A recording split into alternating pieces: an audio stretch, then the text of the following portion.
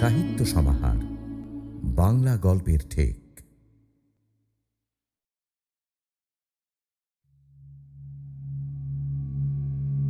নমস্কার, আপনারা শুনছেন সাহিত্য সমাহার।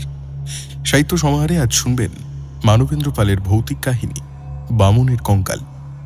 মানবেন্দ্র পাল জন্ম 1926 সালে। কর্মজীবনে মানবেন্দ্র পাল ছিলেন শান্তিনিকেতনের বিশ্বভারতী বিশ্ববিদ্যালয়ের গ্রন্থন বিভাগের প্রকাশক শাখার ডেপুটি ডিরেক্টর। যুগান্তর ও অন্যান্য পত্রপত্রিকায় লিখেছেন অজস্র ছোট গল্প। এছাড়া নবকল্লোল ও শুকতারায় ছোটদের জন্য লিখেছেন অজস্র ভৌতিক উপন্যাস ও গল্প। আমাদের আজকের নিবেদন বামনের কঙ্কাল প্রথম প্রকাশিত হয় শুকতারার অগ্রহায়ণ 1408 এই সংখ্যায়। গল্পটি আমরা নিয়েছি দেবসাহিত্য কুটির থেকে প্রকাশিত মানবেন্দ্র পালের ভৌতিক অমনিবাস প্রথম খণ্ড থেকে। ধন্যবাদ দেবসাহিত্য কুটির এবং মানবেন্দ্র পালের পুত্র শ্রী চিত্রকল্যাণ পালকে আমাদের এই উদ্যোগে আমাদের পাশে থাকার জন্য। শুরু হচ্ছে মানবেন্দ্র পালের কলমে ভৌতিক কাহিনী বামনের কঙ্কাল।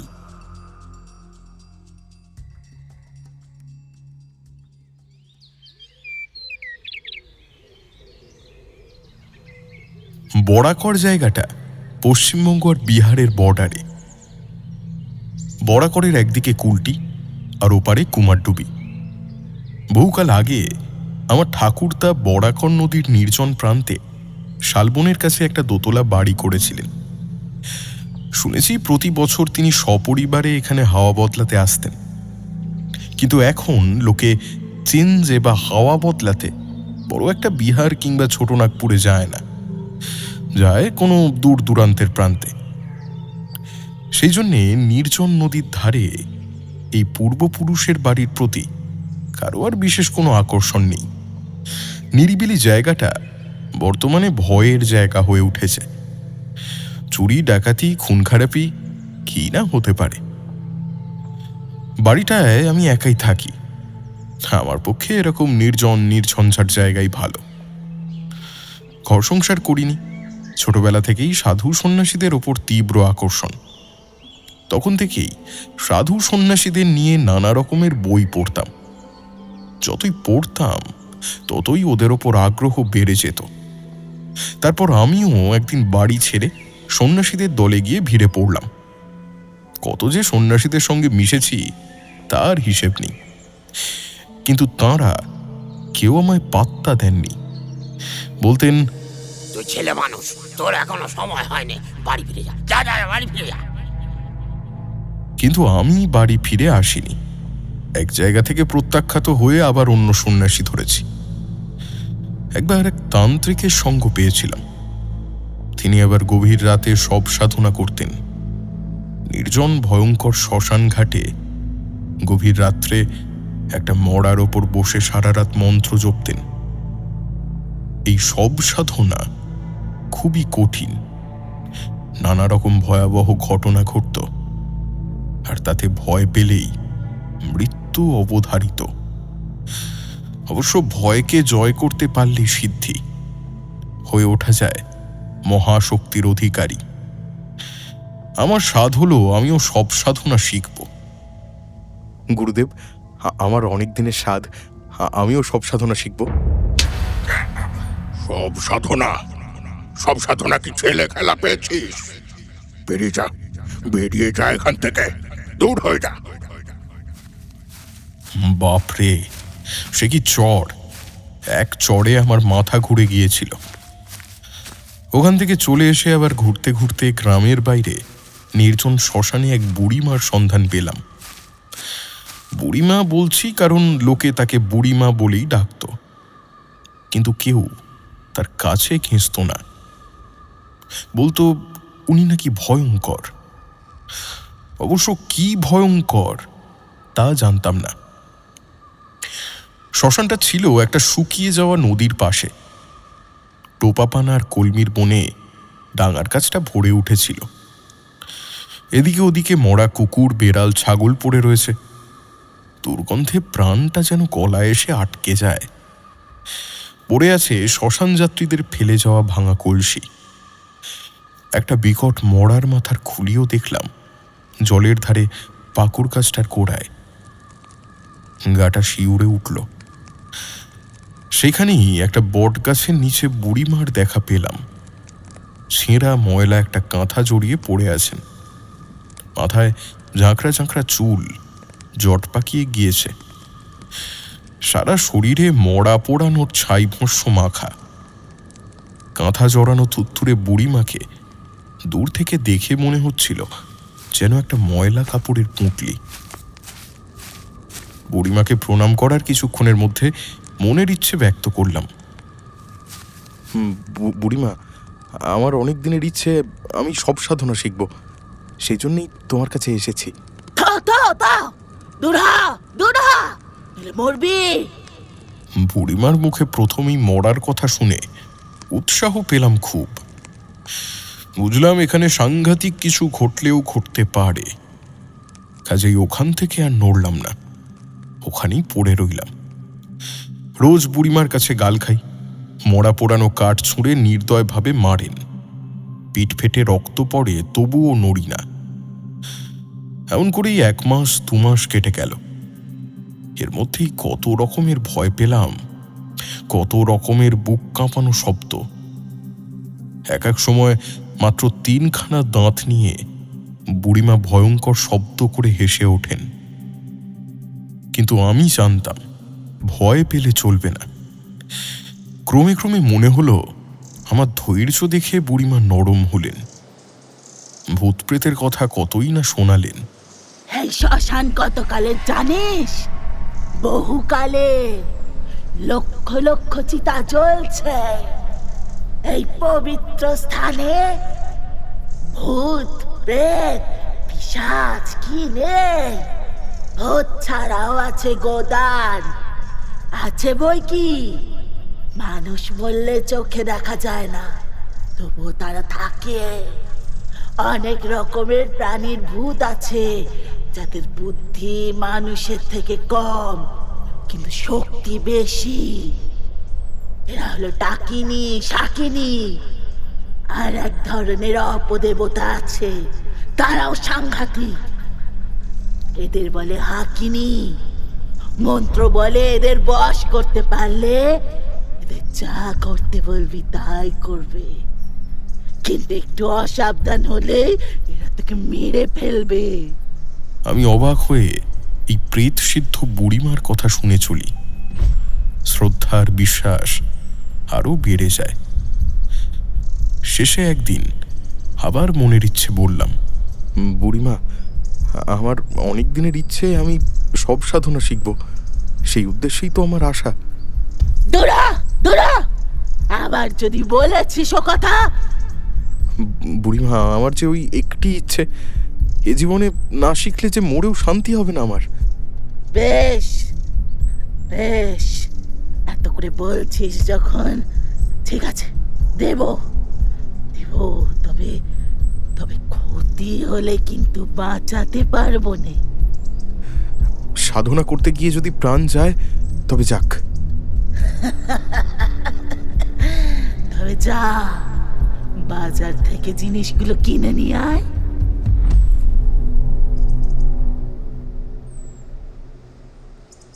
দু 3 দিন ধরে বুড়িমার ফর্দ মতো জিনিসগুলো শহরে গিয়ে কিনে আনলাম।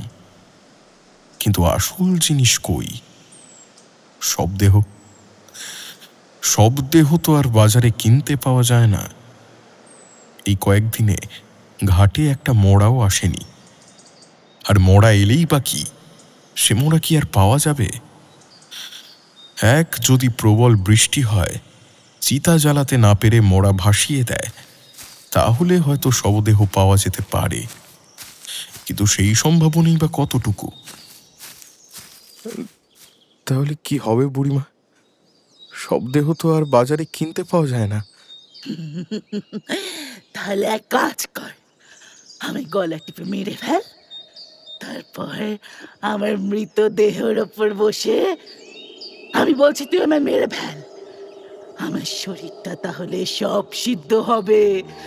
ওরে ওরে, আমি একটা সৎ কাজ করে মুক্তি পাবো।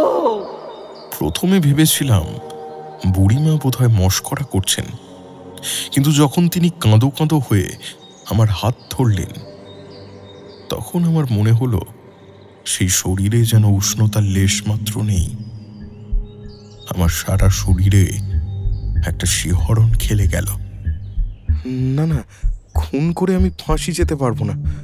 ধুর পাগল, পুলিশ টের পাবে কি করে? হ্যাঁ, এখানে তো কোনো জনমানব নেই। নে নে নে নে নে, শেষ করে দে আমাকে, আমাকে শেষ করে দে।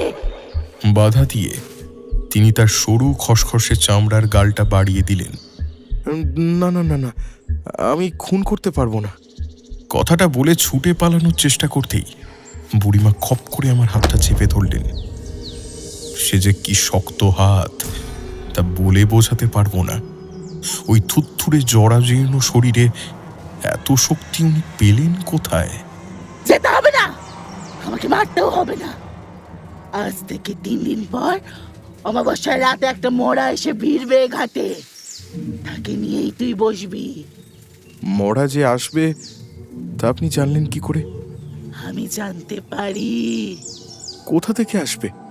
এখান থেকে 1 মাইল পথ দূরে গদাধরপুরের চামারদের একটা ওই 14-15 বছরের ছেলে মরবে। আমি তাকে দেখেছি, ভারী সুলক্ষণ আছে। কিন্তু সে মরবেই তা আপনি জানছেন কিভাবে? বললাম তো, আমি জানতে পারি। সে ক্ষমতা আমার না থাকলে তুই এসেছিস কেন আমার কাছে? হ্যাঁ, কথাটা শুনেই কিরকম যেন ভয় পেয়ে গেলাম। বুড়িমা আমার মনের অবস্থাটা ঠিকই টের পেলেন। এই দেখ, এখনই তুই ভয় ভিড়বি খাচ্ছিস। তো দ্বারা কিচ্ছু হবে না, কিচ্ছু না, যা। তবু যে সেই ভীতু আমিটা কি করে সমস্ত কাজ প্রায় নিখুঁতভাবে করতে পেরেছিলাম ভাবলে অবাক হই। সেদিন বুড়িমা হঠাৎ বললেন, আমি একটু ঘুরে আসি, তুই একা থাকতে পারবি তো? পারবো। আপনি কোথায় যাচ্ছেন? অত খোঁজার তো দরকার কি? আচ্ছা বেশ, কখন ফিরবেন তা তো বলবেন। রাত থাকতে থাকতেই ফিরবো। তোর তো দেখছি শীত করছে। দাঁড়া দাঁড়া দাঁড়া।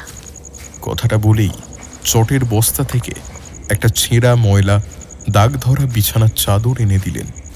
এনে গায়ে দে, আরাম পাবি।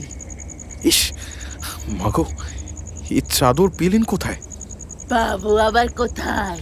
ঘাটে মরা আসে, তাদের গা থেকে খুলে নি। ঘেন্নায় কুঁকড়ে গেলাম, কিন্তু মুখে তা প্রকাশ করতে সাহস পেলাম না। দেখলাম বুড়িমা নদীর ধার দিয়ে হাঁটতে হাঁটতে বড্ড তাড়াতাড়ি অদৃশ্য হয়ে গেলেন। বুড়িমা চলে যেতেই গা থেকে চাদরটা বাঁ হাতের দুটো আঙুলে ধরে ছুঁড়ে ফেললাম দূরে। কিছুক্ষণ কেমন যেন বিহ্বল হয়ে বসে রইলাম। তারপরই এমন একটা গা ছমছম করতে লাগলো। এই ভয়ঙ্কর নির্জন শ্মশান ভূমিতে গভীর রাতে কখনো একা থাকিনি। সামনে উত্তর পশ্চিম কোণে একটা ঝাঁকড়া তেঁতুল গাছ, তার একটা পাতাও নড়ছে না। মাঝে মাঝে বুনো ঝিকুর ফুলের বিশ্রী গন্ধ নাকে আসছে। অন্ধকার আকাশে ঝিকমিক করছে অজস্র তারা, যেন আমাকে ভয় দেখাচ্ছে হাজার হাজার চোখ মেলে। হঠাৎ মাথার উপর বটগাছের পাতাগুলো নড়ে উঠল। আমি ভয়ে শিউরে উঠলাম।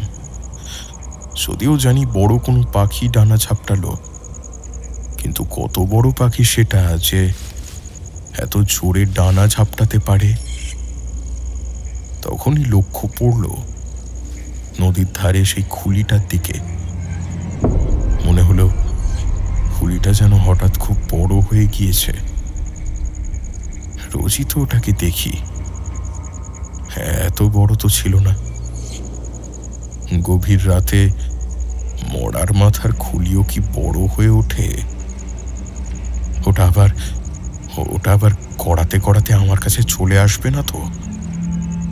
ভয়ে চোখ বুজে বসে রইলাম।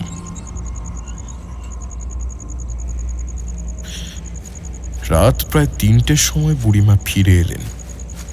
কোথা থেকে কোন পথে কেমন করে এলেন জানি না, শুধু দেখলাম আমার সামনে দাঁড়িয়ে রয়েছেন। বুড়িমার দেওয়া চাদরটা তাড়াতাড়ি গায়ে জড়িয়ে নিলাম। কিরে, ভয় পাসনি তো? হ্যাঁ না, আপনার কাজ হলো? হ্যাঁ, কি এমন জরুরি কাজ তা জিজ্ঞেস করতে আর সাহস হলো না। দিন দুয়েক পরে 3 দিনের দিন অল্প রাতে বুড়িমা বসে বসে ঢুলছিলেন। হঠাৎ জেগে উঠে বললেন, দেখ তো, নদীর ধারে বোধহয় সব লেগেছে। তাড়াতাড়ি গিয়ে দেখলাম সত্যি নদীর ধারে বড় পাকুড় গাছের শেকড়ের মধ্যে একটা মড়া আটকে আছে। বুড়িমা, পাকুর গাছের শেকড়ের কাছে একটা মড়া আটকে আছে। যা, ওটা তুলে নিয়ে আয়। বোঝো কাণ্ড। জীবনে অনেক মড়া পুড়িয়েছি, কিন্তু 3 দিনের বাসি মড়া এই গভীর রাতে একা একা জল থেকে তুলে আনা যে কি কঠিন কাজ, যে তা করে শুধু সেই জানে। কিন্তু সব সাধনা করতে গেলে এসব আমায় করতেই হবে। জলে নেমে এগিয়ে গেলাম, হাঁটু জল। মড়াটার পোশাক পাকুড় গাছের শেকড়ে আটকে গিয়েছিল। কোনো রকমে ছাড়িয়ে মড়াটা দুহাতে পাঁজা কোলা করে তুললাম। মুখের ওপর অন্ধকারে হাত পড়তেই নরম নরম কিছু একটা ঠেকল। বুঝলাম জিভ। মড়াটার জিভ বেরিয়ে গেছে। অনেক কষ্ট করে সেটাকে তুলে নিয়ে এলাম। দেখলাম বুড়িমা এর মধ্যেই কুশ বিছিয়ে মড়াটার জন্য বিছানা তৈরি করে রেখেছেন। বললেন, এবার ওটাকে পূব দিকে মাথা করে শুইয়ে দে। বুড়িমার কথা মতো কাজ করলাম।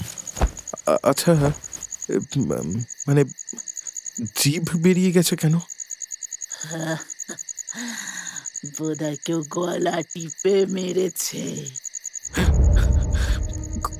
গলা টিপে?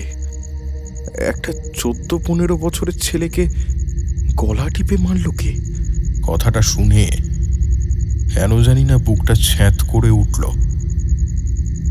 একটা 14-15 বছরের ছেলেকে গলা টিপে মারল কে?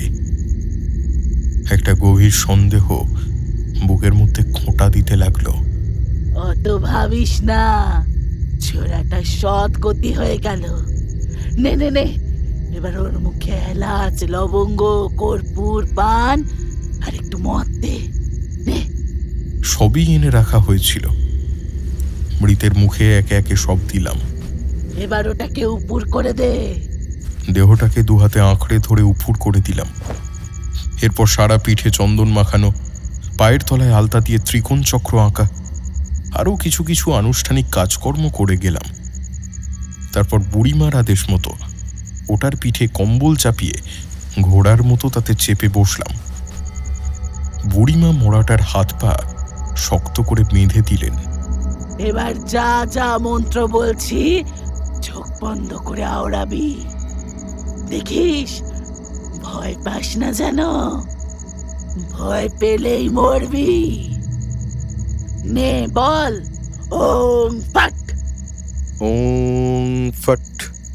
বল, ওম হুম মৃতকায় নমঃ। বুড়িমার মুখে এরকম সংস্কৃত মন্ত্র শুনব এতটা আশা করিনি। অবাক হয়ে গেলাম, কিন্তু বুড়িমা তখন অধৈর্য হচ্ছেন। কি হলো বল? ওং হুম মৃতকায় নমঃ। ওং হুম মৃতকায় নমঃ। ওং হুম মৃতকায় নমঃ। মন্ত্র পড়তে লাগলাম। মন্ত্রের যেন আর শেষ নেই।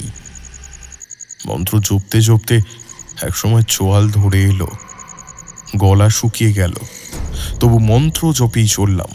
ওম জাস জাস জাস ওং জাস ওং হুম মৃতকায় নমঃ স্বাহা। ওং হুম মৃতকায় নমঃ। রাত প্রায় যখন দ্বিতীয় প্রহর হলো, চারিদিকে জমাট বাঁধা অন্ধকার। কালো অন্ধকারে ঢেকে গিয়েছে নদীর জল। দূরে কষারের ঝোপে শেয়াল ডেকে উঠল। হঠাৎ আমার মনে হলো যেন নির্জন শ্মশানে আমি একা মৃতদেহের ওপর বসে আছি।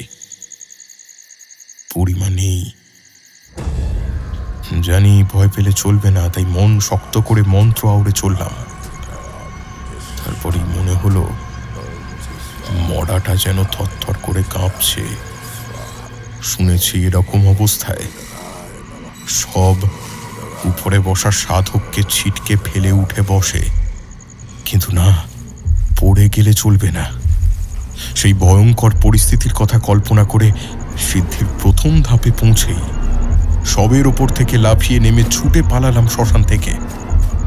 পালানোর সময় পেছনে শুনলাম বুড়িমা হাসছেন। সব সাধনা করবে।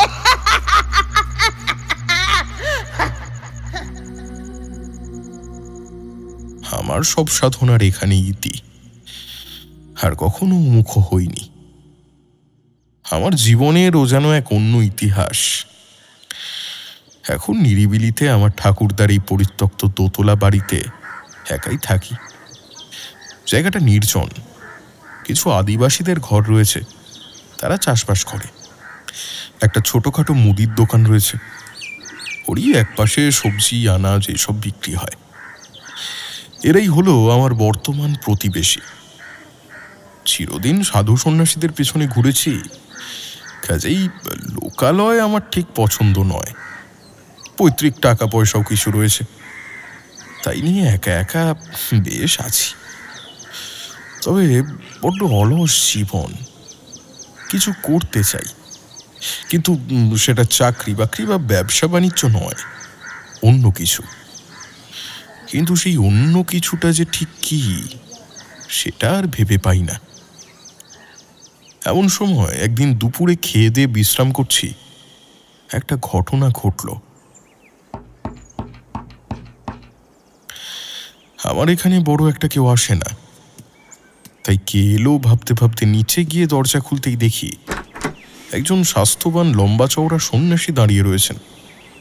মাথায় জটা, সারা মুখে গোঁফ দাড়িতে ভর্তি, দুচোখের দৃষ্টি প্রখর। আমায় দেখে গোঁফের ফাঁকে একটু হাসল। আমায় চিনতে পারছো? আরে জলেশ্বর না? যাক, চিনতে বেরোছো তাহলে।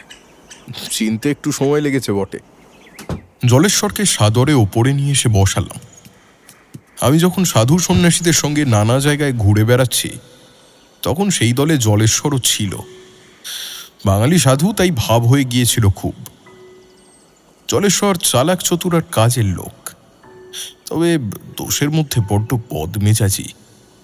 সেই দলে একদিন অন্য এক সাধুর সঙ্গে তর্কাতর্কির সময় জলেশ্বর এমন চড় মেরেছিল, ওর সেই হিংস্র রূপ দেখে ভয় পেয়ে গিয়েছিলাম। তারপর অন্য সব সন্ন্যাসীরা ওকে দল থেকে তাড়িয়ে দিল। তার জন্য এতটুকু দুঃখ কষ্ট হয়নি। আমার সম্বন্ধে ওর খুব কৌতূহল ছিল, খুঁটিয়ে খুঁটিয়ে বাড়ির খবর নিত। আমার যে বেশ কিছু টাকা পয়সা আছে তা জানার পর জিজ্ঞাসা করত সংসার করছি না কেন। তারপর ও যখন শুনল সন্ন্যাসীদের সঙ্গে ঘোরার আমার একমাত্র উদ্দেশ্য হলো সব সাধনা করে সিদ্ধি লাভ, তখন ওরও এই একই ইচ্ছের কথা আমায় জানিয়েছিল। তবে এটাও বলেছিল, সব সাধনা এইসব সন্ন্যাসীদের কম্য নয়। যদি শিখতে চাও তো চলো অন্য কোথাও যাই। তারপর দল থেকে সরে গেল। পরের কথা আর আমি জানি না, জানলাম এই এত বছর পর। সব সাধনার চেষ্টা এখনো চালিয়ে যাচ্ছে, কিন্তু তেমন সুযোগ নাকি হচ্ছে না। তা তুমি কি করছো? এই কিছুই নয়। কিছুই যদি না করো তাহলে এই নির্জন এলাকায় পড়ে আছো কেন? এমনি। নিশ্চয়ই কিছু করছো। তুমি কিন্তু আমার কাছে লুকোচ্ছ। বলবো কি বলবো না ভাবতে ভাবতে বুড়িমার কাছে আমার সব সাধনার ইতিহাসটা বলে ফেললাম। সবটা শুনে জলেশ্বর গুম হয়ে গেল। তবু তো তুমি কিছু করেছো, আমি তো এগোতেই পারছি না। অথচ হাত গুটিয়ে বসে থাকা আমাদের চলে না। একটা কিছু করতেই হবে। কি করব কিছুই ভেবে পাচ্ছি না। ওই সব সাধনা আমার দ্বারা আর হবে না। শোনো, আমি আমি একটা মতলব দিচ্ছি, বুঝলে? একবার চেষ্টা করে দেখো দেখি। কিসের মতলব? মৃতদেহে প্রাণ সঞ্চার। আরে তুমি কি পাগল হলে নাকি? মরা মানুষ বাঁচাতে পারলে তো ভগবান হয়ে যেতাম। তুমি কি তাহলে কিছুই করতে পারোনি? ভেবে দেখো, তাই যদি হয় তাহলে সব দেহ নড়ে উঠেছিল কি করে? হ্যাঁ, তাই তো। তুমিও তাহলে চেষ্টা করে দেখতে পারো। চেষ্টা করতাম, শুধু দুটো জিনিসের অভাব। এক, মৃতদেহ পাওয়া। দুই, উপযুক্ত জায়গা। আমার থাকার আপাতত কোনো নির্দিষ্ট জায়গা নেই। সেদিক দিয়ে তোমার জায়গাটা বেশ। তুমি আবার চেষ্টা করো। আমিও জায়গা দেখছি। চললাম, বুঝলে? একদিন এসে খোঁজ নিয়ে যাব। জলেশ্বর তো চলে গেল, কিন্তু আমার মাথায় একটা অদ্ভুত ভাবনা ঢুকিয়ে দিয়ে গেল। যদি সত্যিই আমি মৃতদেহে প্রাণ সঞ্চার করতে পারি, তাহলে আমি তো প্রায় সর্বশক্তিমান ভগবান হয়ে উঠব। আর পারবো নাই বা কেন? বুড়িমার দৌলতে সব সাধনার হাতে খড়ি তো হয়েই আছে। মৃতদেহকে নড়াতে তো পেরেছিলাম। অতএব তখনই মনস্থির করে ফেললাম, এই এক্সপেরিমেন্টটা আমায় একবার করতেই হবে। আর এই বাড়িরই একতলার ঘর এই কাজের জন্য উপযুক্ত। কিন্তু একটাই সমস্যা, মৃতদেহ পাবো কোথায়? ভাবতে ভাবতে ছোটবেলায় পড়া রূপকথার একটা গল্প মনে পড়ে গেল। এক রাক্ষসী মরা বাঘের হাড়গোড় জড়ো করে তাকে বাঘের আকৃতি দিয়ে মন্ত্র পড়ে জ্যান্ত বাঘ করে তুলেছিল।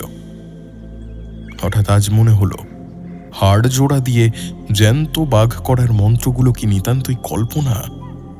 এমনও তো হতে পারে তখনকার দিনে মায়াবিনীটা সত্যিই এমন মন্ত্র জানত, যাতে হাড়ের ওপর দিব্যি রক্ত মাংস লাগিয়ে তাতে প্রাণ প্রতিষ্ঠা করা যায়। কথাটা মনে হতেই ভাবলাম, হাড়গোড় জড়ো করা যদি সম্ভব না হয়, তাহলে অন্তত একটা কঙ্কাল জোগাড় করে দেখা যাক। কিন্তু কঙ্কাল পাবো কোথায়? আগে হাসপাতালে যেসব বেওয়ারিশ মৃতদেহ পড়ে থাকত, সেগুলোকে পুঁতে দেওয়া হতো। কিন্তু বর্তমানে শুনেছি সেসব মৃতদেহ নিয়ে ব্যবসা শুরু হয়েছে। কিছু লোক হাসপাতালের কর্মচারীদের, জমাদারদের গোপনে টাকা খাইয়ে এই সব মৃতদেহ নিয়ে যায়। তারপর আবার অ্যাসিড দিয়ে পচিয়ে গলিয়ে কঙ্কাল বের করে আনে। তারপর দেশে বিদেশে মোটা টাকায় বিক্রি করে দেয়। এবার আমিও এরকম কঙ্কাল ব্যবসায়ীদের সন্ধানে বেরিয়ে পড়লাম। হাসপাতালে ঘুরে ঘুরে জমাদারদের সঙ্গে গোপনে যোগাযোগ করলাম। তারপর অনেক কাঠখড় পোড়ানোর পর এরকম একজন ব্যবসায়ীর গোপন ডেরার সন্ধান পেয়ে গেলাম। ব্যবসায়ীটি এ তল্লাটে একজন রাজমিস্ত্রি বলে পরিচিত। প্রথমে লোকটি ভালো করে আমায় যাচাই করে দেখলো আমি পুলিশের লোক কিনা। যখন জানলো প্রাইভেটে ডাক্তারি পরীক্ষা দেবার জন্য আমি একটা গোটা কঙ্কাল খুঁজছি, তখন সে দরজা জানলা বন্ধ করে 2-3টে কঙ্কাল বের করে দেখালো। কিন্তু কাজের কাজ হলো না, কারণ সবকটাতেই খুঁত আছে। হয়তো খুলিটা একটু ফাটা কিংবা একটা আঙুল ভাঙা। বুঝলাম এতে আমার কাজ হবে না। হতাশ হয়ে চলে আসবো। তখন রোগা চেহারার লুঙ্গি পরা লোকটা তার অন্ধকার দুর্গন্ধের গোডাউনটা থেকে একটা বেঁটে রকমের কঙ্কাল এনে দেখালো। কঙ্কালটা যেন 9-10 বছরের ছেলের। খড়ির সঙ্গে কি সব ওষুধ মাখানো রয়েছে। এটা চট করে কাউকে দেখায় না স্যার। এত পুরনো কঙ্কাল খুব একটা পাওয়া যায় না তো। ওই জম্মু কাশ্মীরের কাছে অনেক পুরনো একটা কবর খুঁড়ে এটা পাওয়া গেছে। ওখানকার লোকেরা কি বলে জানেন? এটা নাকি এককালের সাংঘাতিক বামুন দস্যু দৌলত খাঁর কঙ্কাল। এটা বামনের কঙ্কাল? হ্যাঁ স্যার, দেখছেন না কিরকম মোটা মোটা আঙুল, দেহের তুলনায় কত বড় মাথা, আরে বুকের হাড়ের খাঁচাটা কত চওড়া দেখুন। এই জিনিস পাবেন কোথায়? এই কঙ্কাল কোনো দৌলত খাঁড়ি হোক আর নসরত খাঁয়েরই হোক, ও নিয়ে মাথা না ঘামিয়ে ওটা বেশ চড়া দাম দিয়ে কিনে নিলাম। কিন্তু ওটা অত দূরে আমার বাড়ি পর্যন্ত নিয়ে যাব কি উপায়? কোলে করে তো আর নিয়ে যাওয়া যায় না। অবশেষে সেই ব্যবস্থাও ব্যবসায়ীটিই করে দিল। ওর চেনাশোনা একটা ছই ঢাকা গরুর গাড়ি ডেকে আনলো। কঙ্কালটা আপাদমস্তক কম্বল দিয়ে মুড়ে নিরাপদে বাড়িতে নিয়ে এলাম। আমার বাড়ির নিচের তলার ঘরটা বেশ অন্ধকার। সেইখানেই পুরু করে খড় বিছিয়ে তার উপর কঙ্কালটা রাখতে গেলাম, কিন্তু কঙ্কালটা যেন হাত থেকে পিছলে পড়ে গেল। আশ্চর্য হলাম, পড়ে যাওয়ার তো কথা নয়, আমি তো দু হাত দিয়েই ধরেছিলাম। আর পড়বি তো পর একেবারে উপর হয়ে। নিচু হয়ে দু হাতে ধরে কঙ্কালটাকে চিৎ করে শুইয়ে দিলাম। আর দিতেই মনে হলো কঙ্কালটার চোখের গর্ত দুটো যেন কেমন ধারা, গর্তের ভেতরে কিছু যেন চিকচিক করছে। একটা কাঠি দিয়ে খোঁচালাম, কাঠিটা চোখের গর্ত দিয়ে দিব্যি ঢুকে গেল। কিছু মাটি ঝরে পড়ল। প্রথমটা চিকচিক করতে দেখে ঘাবড়ে গিয়েছিলাম, তারপর নিশ্চিন্ত হলাম। জানালা বন্ধ করে দরজার শেকল তুলে দিয়ে উপরে উঠে এলাম। আপাতত কিছুদিন আরাম করে ঘুমোনো যাক। কিন্তু উপরে উঠে এসেও মনটা কেমন যেন খুঁতখুঁত করতে লাগলো। চোখের কোটরে যে কিছু চিকচিক করছিল, সেটা কি সত্যি আমার দেখার ভুল, নাকি ভয়ঙ্কর কিছু ইঙ্গিত?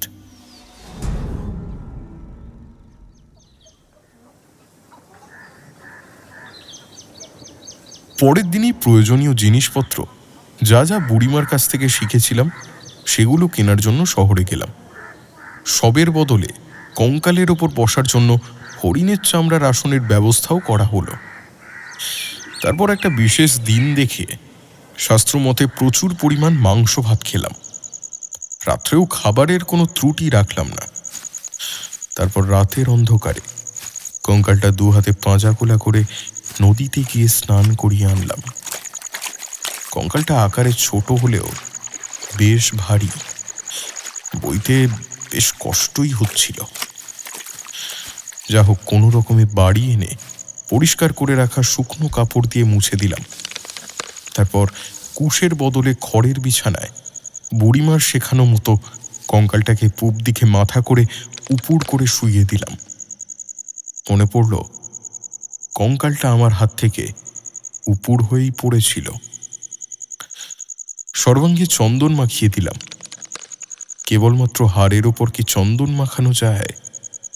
চন্দন গড়িয়ে পড়তে লাগলো। কি আর করা যাবে, সবই তো একটা পরীক্ষার ব্যাপার। কাজ শেষ হলে ধূপ জ্বালালাম। তারপর কঙ্কালের ওপর চামড়ার আসন পেতে ঘোড়ায় চড়ার মতো করে বসলাম। আর অমনি যেন হাড়গুলো নড়বড় করে উঠল। ভয় ভয় করতে লাগলো আমার, কারণ আমি জানি আমি আসল সব সাধনায় ফাঁকি দিচ্ছি। সব সাধনার নামে কবেকার একটা বামনের কঙ্কাল নিয়ে এসে ছেলে খেলা করছি। আমি সব সাধনার নামে করছি কঙ্কাল সাধনা। তবু আমি নানা রকম প্রাথমিক কাজগুলো সেরে ফেললাম। তারপর চোখ বুজে গম্ভীরভাবে মন্ত্রোচ্চারণ শুরু করলাম। ওং ফট ওং মৃতকায় নমঃ। হে মৃত ব্যক্তি, তুমি যেই হও, তোমাকে আমার প্রণাম। ওং ফট ওং হুং মৃতকায় নমঃ। ওং হুং মৃতকায় নমঃ। ওং হুং মৃতকায় নমঃ। পুষ্পাঞ্জলি দিলাম পরপর 3 বার। এইভাবে অনেক রাত পর্যন্ত ধ্যান করতে লাগলাম। অন্ধকার ঘরে শুধু প্রদীপের আলো জ্বলছে। ধূপের ধোঁয়াগুলো অদ্ভুত আকৃতি ধারণ করে চোখের সামনে নাচতে আরম্ভ করল। আমার কেমন যেন ভয় করতে লাগলো। একটু পরেই মনে হলো কঙ্কালটা যেন নড়ছে। আমার আমার মাথা ঝিমঝিম করতে লাগলো, নিঃশ্বাস প্রায় বন্ধ হয়ে এলো, ঘামে ভিজে গেল গা। অমনি এক লাফে নেমে এলাম কঙ্কালের ওপর থেকে। ওটাকে ওভাবেই ফেলে রেখে বাইরে থেকে দরজার শেকলটা তুলে দিলাম। তারপর উঠে এলাম ওপরে। দরজা বন্ধ করার সময় স্পষ্ট শুনতে পেলাম কঙ্কালটার হাড়গুলোয় খট খট শব্দ হচ্ছে।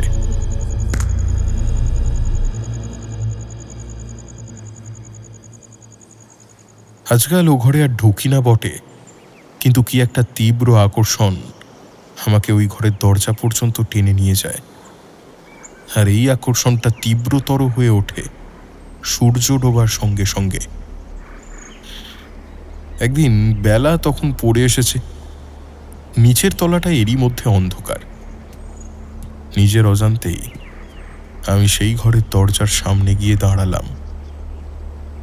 গোটা বাড়িটা নিঝুম নিস্তব্ধ। হঠাৎ মনে হলো ঘরের মধ্যে নিঃশ্বাস ফেলার চাপা শব্দ। চমকে উঠলাম। এই যে মানুষের নিঃশ্বাস প্রশ্বাস, কিন্তু তবে কি কোনো জন্তু? না না, এ কোনো জন্তু নয়। জন্তু ঢুকবেই বা কি করে? এ নিঃশ্বাস মানুষের। কিন্তু এ ঘরে মানুষই বা আসবে কোত্থেকে? মেরুদণ্ড দিয়ে একটা হিমস্রোত বয়ে গেল, সর্বাঙ্গে কাঁটা দিয়ে উঠল। বুঝতে পারলাম ঘরের মধ্যে জীবিত কেউ রয়েছে। ভয়ে তড়িঘড়ি উপরে উঠে এলাম। দরজা বন্ধ করে বিছানার উপর পা গুটিয়ে বসে রইলাম। এই বাড়িতে একাই আছি বেশ কিছুকাল, কোনোদিন ভয় পাইনি। আজ প্রথম মনে হলো এই এত বড় বাড়িতে আমি আর একা নই, অন্য কেউ আছে, এবং সে আর যেই হোক মানুষ নয়। আমার আমার গা হাত পা কাঁপতে লাগলো।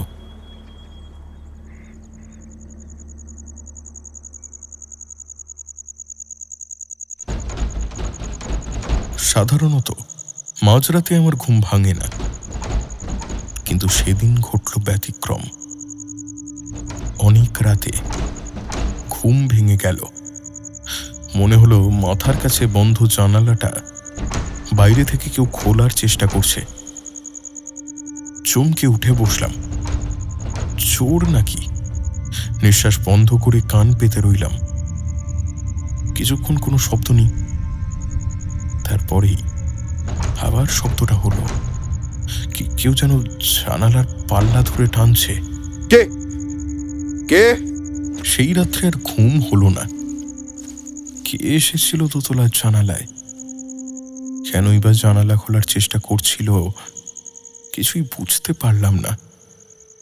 হাতের কাছে টর্চ ছিল, কিন্তু জ্বালানোর সুযোগ হয়নি। সত্যি কি চোর কিংবা ডাকাত উঠেছিল? কিন্তু চোরই হোক বা ডাকাতি হোক, উঠবে কি করে? এদিকে দেওয়াল থেকে জল পড়ার যে কোনো পাইপ নেই, আর দেওয়াল বেয়ে দোতলায় ওঠা এও তো কোনো মানুষের সাধ্য নয়। তবে কি লোকটা মই নিয়ে এসেছিল?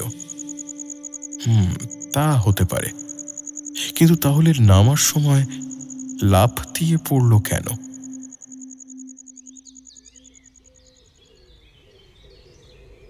পরের দিন সকালেও জানালার নিচে কোনো ফেলে যাওয়া মই দেখতে পেলাম না। এইভাবে নানা সংশয়ে সন্দেহে আমি যখন অস্থির, তখনই আরেকদিন রাত্রে একটা ঘটনা ঘটল। সেদিন অনেক রাতে অস্পষ্ট একটা শব্দে ঘুম ভেঙে গেল আমার। ধড়ফড় করে বিছানায় উঠে বসলাম। কৃষ্ণপক্ষ। খোলা জানালা দিয়ে দেখলাম চাঁদের আলো লুটিয়ে পড়ছে বরাকর নদীর জলে। ওদিকে গভীর শালবন থমথম করে দাঁড়িয়ে রয়েছে। বিছানায় বসেই কান পেতে রইলাম। না, কোনো শব্দ নেই। তবে কি আমি ঘুমিয়ে ঘুমিয়ে ভুল শুনেছি? এই সমস্ত ভাবছি, ঠিক তখনই চমকে উঠলাম। আবার সেই শব্দ। কেউ যেন কাঠের পা নিয়ে কাঠের সিঁড়ির ওপর দিয়ে মাতালের মতো টেনে টেনে ওঠার চেষ্টা করছে। হঠাৎই শব্দটা থেমে গেল। আমি নিঃশ্বাস বন্ধ করে বসে রইলাম, কিন্তু শব্দটা আর শোনা গেল না। আশ্চর্য, কে উঠে আসছিল কাঠের সিঁড়ি দিয়ে? কেনই বা দোতলা পর্যন্ত উঠল না? চোর ডাকাতি যদি হয়, তাহলে তাদের পায়ে কি ওই রকম শব্দ হয়? বুঝতে পারলাম না কিছুই। হঠাৎ একটা অপ্রত্যাশিত সম্ভাবনা বুকের মধ্যে তোলপাড় করতে লাগলো। তবে কি, একবার ভাবলাম দরজা খুলে সিঁড়ি পর্যন্ত গিয়ে দেখি, কিন্তু সাহস হলো না। মশারির মধ্যে চুপ করে বসে রইলাম। আজকাল আর রাতে ভালো করে ঘুম হয় না আমার। কেবলই মনে হয় আবার বোধহয় কেউ জানালার কপাট খোলার চেষ্টা করছে। চোর ডাকাত করছে জানলেও নিশ্চিন্ত হতে পারতাম, কারণ চোরের কাছ থেকে সাবধান হওয়া যায়, সতর্ক হওয়া যায়। কিন্তু অন্য কিছু হলে? দ্বিতীয় রাত্রের ঘটনায় কেউ একজন যেন কাঠের পা নিয়ে সিঁড়ি বেয়ে দোতলায় উঠে আসছিল। কে আসছিল যে সেদিন জানলা ভেঙে ঘরে ঢোকার চেষ্টা করছিল? সেই কি যে আসছিল, সে যে আমার মুখোমুখি দাঁড়াতে চায়, সে বিষয়ে বিন্দুমাত্র সন্দেহ নেই। কিন্তু কেন? আমাকে তার কিসের দরকার? কথাটা মনে হতেই ভয়ে আমার গায়ের লোমগুলো খাড়া হয়ে গেল।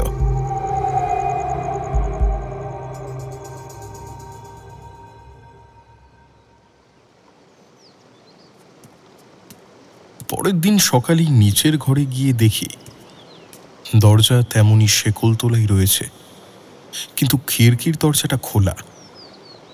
আশ্চর্য, কে খুলল দরজাটা? পেছনের দরজাটা তো বন্ধই থাকে। যাই হোক, এসব থেকে একটু মনটা দূরে সরানোর জন্য আমি তখনই ঘুরতে বেরিয়ে পড়লাম। এদিক ওদিক ঘুরতে ঘুরতে চলে এলাম নদীর ধারে। হঠাৎ নজরে পড়ল বালির ওপর কিছু পায়ের চিহ্ন। সে চিহ্নগুলো প্রাপ্তবয়স্ক মানুষের নয়, কোনো বালকেরও নয়। চিহ্নগুলো লম্বায় কম, কিন্তু বেশ গভীর। গভীরতা দেখলেই বোঝা যায় যার পায়ের চিহ্ন সে ওজনে বেশ ভারী। তাছাড়া লক্ষ্য করলাম আঙুলগুলো অস্বাভাবিক ফাঁকা ফাঁকা, হাড়গুলো স্বাভাবিক আঙুলের তুলনায় সরু। সেই চিহ্ন অনুসরণ করে শালবনের দিকে চললাম, কিন্তু জঙ্গলের মধ্যে বেশি দূর পর্যন্ত চিহ্নগুলো খুঁজে পেলাম না। ফিরে আসবো ভাবছি, হঠাৎ জঙ্গলের একপাশে 5-6টা বাদুড় মরে পড়ে থাকতে দেখলাম। সবকটাই খণ্ড বিখণ্ড। এতগুলো বাদুড় একসঙ্গে কি করে মরল? আর কেই বা সেগুলোকে অমন করে ছিঁড়ে ছিঁড়ে খেয়েছে, তা মাথায় ঢুকলো না।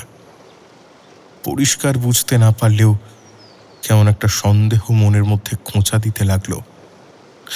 যে একদিন আমার জানালা ভাঙতে গিয়েছিল, কিংবা গভীর রাতে সিঁড়ি দিয়ে উঠতে চেষ্টা করেছিল, সেই বামন দেবতাটির কাজ নয় তো?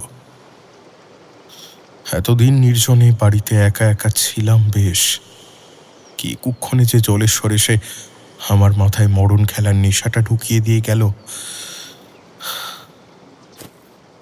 বাড়ি ফিরেই শেকলবন্ধ দরজাটার কাছে এসে দাঁড়ালাম। দরজা খুলতে সাহস হলো না।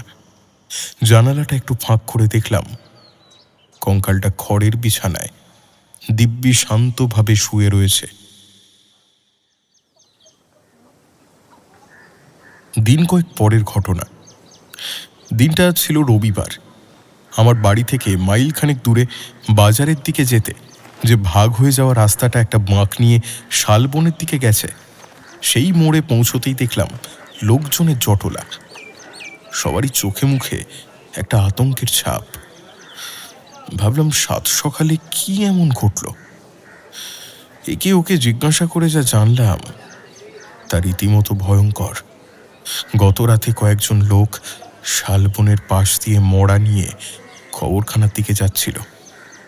সব বাহিরা যাচ্ছিল আগে, আর তাদের পিছনে জনা তিনেক। তাদের হাতে ছিল লণ্ঠন, শাবল আর কোদাল। হঠাৎ তারা নাকি দেখে প্রায় কঙ্কালসার মানুষের মতো একটা প্রাণী তাদের পথ আগলে দাঁড়িয়েছে। কথাটা শুনেই আমার বুকটা কেঁপে উঠল। লোকটা লম্বায় চওড়ায় কিরকম? সে এক অদ্ভুত মশাই, এই আমার কোমর পর্যন্ত। তারপর? তার চোখ দুটো চিকচিক করে জ্বলছিল। হঠাৎ অন্ধকারে শালবনের মধ্যে এরকম একটা বীভৎস মূর্তি দেখে সকলে চিৎকার করে উঠল।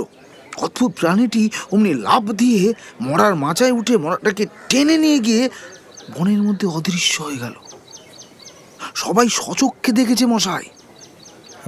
আচ্ছা আচ্ছা, তারপর? শবযাত্রীরা তো পিশাচ পিশাচ বলে ভয়ে ছুটে পালালো। তারপর? তারপর আজ সকালবেলায় মরাটা ছিন্ন ভিন্ন অবস্থায় শালবনের ধারে পাওয়া গেছে। পুলিশ জায়গাটাকে ঘিরে রেখেছে। একবার যান না, দূর থেকে দেখে আসুন। উত্তর না দিয়ে বাড়ির দিকে হাঁটতে লাগলাম। বুঝতে পারলাম শাস্ত্রের নিয়ম ঠিক মতো না মেনে সব সাধনার বদলে কঙ্কাল সাধনা করতে গিয়ে আমি এক অদ্ভুত প্রাণী সৃষ্টি করে ফেলেছি। শুধু অদ্ভুতই নয়, ওটা আবার ভয়ঙ্কর মাংসাশীও হয়ে উঠেছে। ও যে এখন কতজনের সর্বনাশ করবে তার কোনো ঠিক নেই। হয়তো আমি নিজেও নিস্তার পাব না। বাড়ি পৌঁছেই আমি নিচের ঘরের সামনে গিয়ে দাঁড়ালাম। দরজা একই রকম বন্ধ। জানালা ফাঁক করে দেখলাম কঙ্কালটা খড়ের বিছানায় শান্তভাবে ঘুমোচ্ছে। মনে হলো সারা রাত ঘুরে এসে এই ঘরে এসেই সে বিশ্রাম নেয়। এই ঘরটা যেন ওর নিজের ঘর হয়ে গিয়েছে।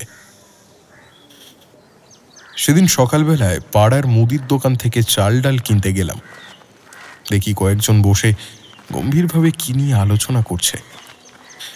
আমায় দেখে মুদির দোকানের মালিক রাজেন ঘোষ বলল, এই যে মল্লিক মশাই, খবর সব শুনেছেন তো? কি খবর গো? সে কি মশাই, গোটা গায়ে হইচই পড়ে গেছে, লোকে ভয়ে কাঁপছে, আর আপনি কিছুই জানেন না। হ্যাঁ হ্যাঁ, শুনেছি বটে। কোথা থেকে নাকি একটা পিশাচ নাকি দেখা দিয়েছে। শুধু পিশাচ? ওটা না পুরোপুরি পিশাচ, না ব্রহ্মদত্তী, না ভূত। পশু পাখি জীব জন্তু যা পাচ্ছে তাই খাচ্ছে, এমনকি মরা পর্যন্ত।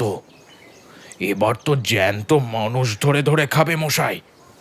চুপ করে শুনে গেলাম শুধু। বেশি কথা বলতে সাহস পেলাম না।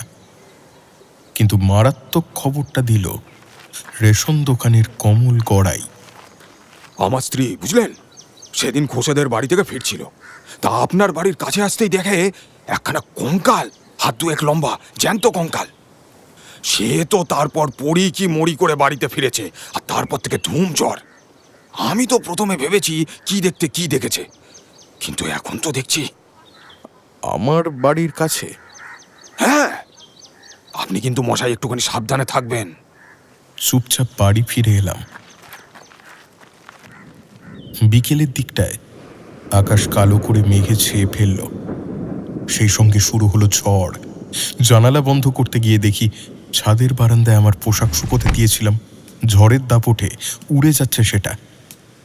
তাড়াতাড়ি নিচে নেমে পোশাকটা উদ্ধার করতে ছুটলাম।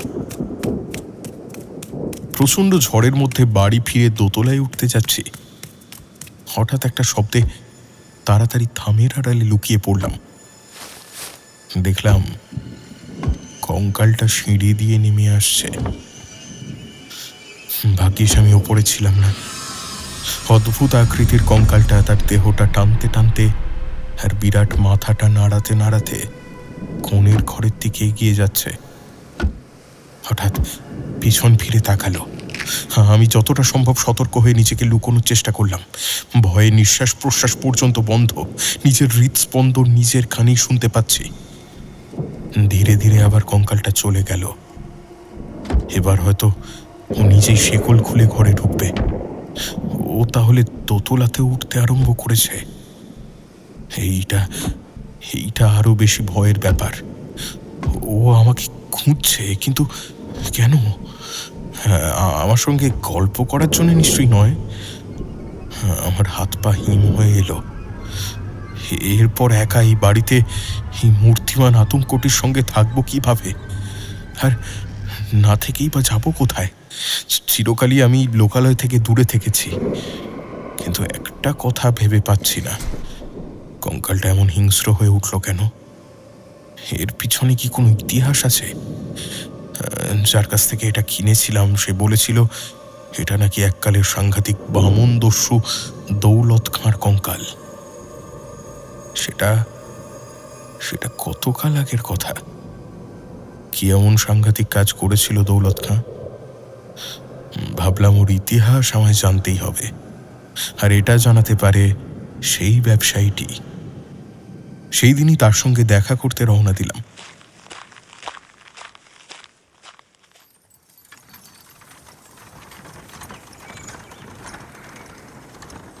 ব্যবসায়ীর নাম ইদ্রিস আলী। আজও সে পরনে লুঙ্গি জড়িয়ে একজনের সঙ্গে বাড়ি মেরামতের খরচার হিসেব করছিল। আমাকে প্রথমটাই চিনতে পারেনি। একটু বসতে বলে লোকটিকে বিদায় দিয়ে আমার দিকে তাকালো। বলুন স্যার। চিনতে পারছেন না? আমি জীবন। আপনার থেকে ওই কঙ্কালটা নিয়েছিলাম, মনে পড়ছে? দৌলত খাঁর কঙ্কাল। জিনিসটা ভালোই দিয়েছিলাম, কি বলুন? হ্যাঁ, তা আপনার ডাক্তারি শেখা হচ্ছে তো? এ তো সাংঘাতিক জিনিস ভাই, ওটা মাঝে মাঝেই নড়ছে। বলেন কি? হ্যাঁ সত্যি, নইলে এত দূরে ছুটে আসবো কেন? হ্যাঁ, কিন্তু আমার কাছে এতদিন ছিল, কখনো তো নড়তে দেখিনি। যাই হোক স্যার, সাবধান। ওটা শুনেছি ওই দৌলত খাঁর কঙ্কাল সাংঘাতিক বামন দস্যু ছিল। কত যে খুনটুন করেছিল তার তো কোনো হিসেব টিসেব নেই। তবে স্যার, ওটা কিন্তু আমি আর ফেরত নিতে পারবো না। ফেরত দেবার কথা ভাবছি না। আমি এসেছিলাম এই দৌলত খাঁর কথা জানতে। খুব কৌতূহল হচ্ছে। তুমি কি কিছু জানাতে পারবে? এই মানে যতটুকু বললাম তার চেয়ে বেশি আমি কিছু জানি না, মানে জানার ইচ্ছেও নেই আর কি। দেখুন, আমি গোপনে ব্যবসা করি, এই পর্যন্ত জেনেছি, এটাই অনেক। তাছাড়া দৌলত খাঁর ব্যাপার ট্যাপার তো বহুকাল আগের। ওর সম্বন্ধে আর কেউ কিছু বলতে পারেন কি? যার কাছ থেকে এটা নিয়েছিলাম হয়তো সেই একমাত্র আপনাকে এটা বলতে পারবে। আচ্ছা আচ্ছা, তার ঠিকানাটা আমাকে দেওয়া যাবে? বলেই 5টা 100 টাকার নোট ওর হাতে গুঁজে দিলাম। ইদ্রিস যে খুশি হলো তা ওর চোখ মুখ দেখেই বুঝতে পারলাম। হ্যাঁ, তা না হয় দিচ্ছি, কিন্তু সে তো অনেক দূর, সেই জম্মু কাশ্মীর পেহেলগাঁও ছাড়িয়ে। আচ্ছা বল, আপনাকে অবশ্য প্রথমে জম্মুতেই নামতে হবে, তারপর যত দূরেই হোক, দৌলত খাঁর ইতিহাস আমায় জানতেই হবে। তুমি ঠিকানাটা লিখে দাও। ইদ্রিস ঠিকানা লিখে দিল। ঠিকানাটা নিয়ে চলেই আসছিলাম, এমন সময় আরে ও মশাই, আরে দাঁড়ান দাঁড়ান, বলি শুধু ঠিকানাটা পেলেই হবে? যারা কবর খুঁড়ে কঙ্কাল বের করে তারা যে কি সাংঘাতিক তা ভাবতেও পারবেন না। পুলিশের স্পাই ভেবে আপনাকে জ্যান্ত পুঁতে ফেলে ওরা আপনাকেই কঙ্কাল বানিয়ে দেবে।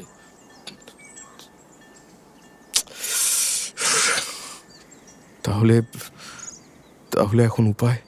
আচ্ছা দাঁড়ান, আমি একটা চিঠি লিখে দিচ্ছি। কথাটা বলেই সে আমার সামনে বসেই উর্দুতে একটা চিঠি লিখে দিল। তারপর খামের ওপর একটা লাল ছাপ মেরে দিল। এইবার নিশ্চিন্ত মনে যান, দেখবেন চিঠিটা যেন না হারায়। তবু যদি বিপদে টিপদে পড়েন তাহলে বলবেন যে ওই ইদ্রিসের মাথায় একগাদা উকুন হয়েছে, মনে থাকবে? হ্যাঁ ধন্যবাদ। বুঝলাম কথাটা সাংকেতিক। আর শুনুন, এইভাবে ধুতি পাঞ্জাবি পরা বাবু সেজে গেলে কিন্তু সন্দেহ এড়াতে পারবেন না। ফকির সেজে যাবেন, ঠিক আছে? ফকির বলবেন দেশ ভ্রমণ করতে বেরিয়েছি, নানা জায়গায় ওই কবরের ওপর বই লিখবেন। আচ্ছা তাই করব, কিন্তু কিন্তু ফকির বই লিখবে? কেন, ফকির হলে কি লেখাপড়া জানতে নেই? তা বটে। বেশ, হ্যাঁ, ধন্যবাদ। বাড়ি চলে এলাম।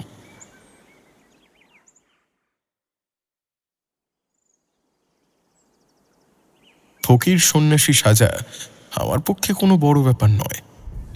জীবনের বেশিটাই সাধু সন্ন্যাসী সেজে ঘুরে বেরিয়েছি, এবার না হয় ফকিরই সাজলাম। কালো একটা আলখাল্লা চাপিয়ে নিলাম গায়ে, একটা কালো বড় ঝুলি, চোখে সুরমা, গলায় কাঁচ পাথরের মালা। ব্যাস, একেবারে নির্ভেজাল ফকির হয়ে গেলাম। তারপর একদিন শিয়ালদা থেকে জম্মু তাওয়াই এক্সপ্রেসে চড়ে বসলাম। মনে বেশ আনন্দ, কতদিন পর দেশ ভ্রমণে চলেছি। তাছাড়া ওই হতভাগা কঙ্কালটার থেকেও কিছুদিন তো রেহাই পাবো। পাক্কা দুরাত্রি কাটিয়ে জম্মু, সেখানে সকালে বাসে উঠে শ্রীনগর। রাত্রিটা একটা ছোটখাটো হোটেলে কাটিয়ে পরের দিন পেহেলগাঁও, সেখান থেকে মাটান হয়ে আচ্ছা বল। আঁকাবাঁকা পাহাড়ি রাস্তা, মাঝে মাঝে ঝর্ণা, গোড়ালি ডোবা সরু নদী, কখনো কখনো ছোট ছোট ঘর বাড়ি। এখানেই রয়েছে মোগল বাগান। কাছেই ভৃঙ্গি নদীর জলধারা পাহাড় ভেঙে এখানে ঝর্ণা হয়েছে।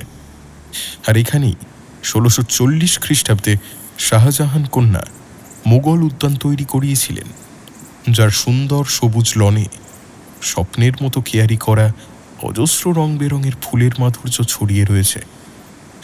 কিন্তু প্রকৃতির সৌন্দর্য উপভোগ করার মতো মনের অবস্থা আমার ছিল না। জালালউদ্দিনের ঠিকানা খুঁজে বের করতেই হবে, জানতে হবে বামনদস্যু দৌলত খাঁর ইতিহাস। খুব একটা সহজ কাজ নয়। অনেক খোঁজাখুঁজির পর জালালউদ্দিনের সন্ধান পেলাম। এখানেই ছোটখাটো একটা সরাইখানা চালায়, ঠিক যেমনটা লোক দেখানোর জন্য রাজমিস্ত্রির কাজ করে ইদ্রিস। একটা ছোট ঘরে বসেছিল 3 জন, লম্বা চওড়া চেহারা, চোয়াল শক্ত, চোখগুলো সাপের মতো। এরা যে শুধু পুরনো কবর খুঁড়ে কঙ্কাল চুরি করে তাই নয়, বোধহয় আরো কিছু ভয়ানক কাজটাজও করে। চিঠিটা একজনের হাতে দিতেই খামের ওপরের নামটা পড়ে সে আর একজনকে দিল। তার একটা চোখ কানা, সম্ভবত সেই জালালউদ্দিন, কারণ চিঠিটা সেই খুলে পড়ল। চিঠিটা পড়ে আমার দিকে অবাক হয়ে কিছুক্ষণ তাকিয়ে রইল, তারপর অন্যদের হাতে দিল চিঠিটা। ধীরে ধীরে কথাবার্তা শুরু হলো। ওরা সকলে উর্দু হিন্দি মিশিয়ে কথা বলছিল। দেখলাম ভাঙা ভাঙা বাংলাও জানে। ওদের প্রশ্ন করার ভঙ্গি দেখে বুঝলাম আমি যে শুধু বই লেখার জন্যই দৌলত খাঁর ইতিহাস জানতে চাইছি সেটা ওরা বিশ্বাস করছে না। শুধু অবিশ্বাস করাই নয়, আমি যে একটা প্রতারক এমন সন্দেহ করছে। চিঠিটা ইদ্রিস আলী নিজেই লিখেছে, আপনি ইচ্ছে হলে হাতের লেখা মিলিয়ে দেখতে পারেন। চিঠিটা জালও হতে পারে, কিন্তু লাল ছাপটা? ওটা ইদ্রিসের বলেই মনে হয়। তাহলে তাহলে আপনিই বলুন। ওরা কিছুক্ষণ চুপ করে রইল, তবু সন্দেহ ঘুচল না। নির্ঘাত আমাকে পুলিশের লোক ভেবেছে। আমি যে পুলিশের লোক নই তা প্রমাণ করতে না পারলে আমায় মরতে হবে। আমি করুণ দৃষ্টিতে ওদের দিকে তাকিয়ে রইলাম। আচ্ছা ফকির সাহেব, ইদ্রিস কি আর কিছু বলেছে আপনাকে? কই না তো, বলেছে এই চিঠিখানা দিলেই তুমি যা জানতে চাইছো তা জানতে পারবে। ব্যাস, আর কিছু বলেনি? না, আবার কি বলবে? চলুন ফকির সাহেব, বিশ্রাম করবেন। ওদের 3 জনের মধ্যে চোখে চোখে কিছু একটা ইশারা হলো। বুঝলাম বিপদ আসন্ন। আমায় পাশের একটা ঘরে নিয়ে গিয়ে বাইরে থেকে তালা বন্ধ করে দিল। প্রমাদ গুনলাম, বুঝলাম আর মুক্তি নেই। আমায় ওরা বিশ্বাস করছে না। এইভাবে 2 দিন কেটে গেল বন্দি অবস্থায়। কেবলই মাথার মধ্যে ঘুরছিল, ইদ্রিস কি আর কিছু বলেছিল? না, আর কি বলবে? হ্যাঁ, বলেছিল ফকিরের বেশ ধরতে হবে।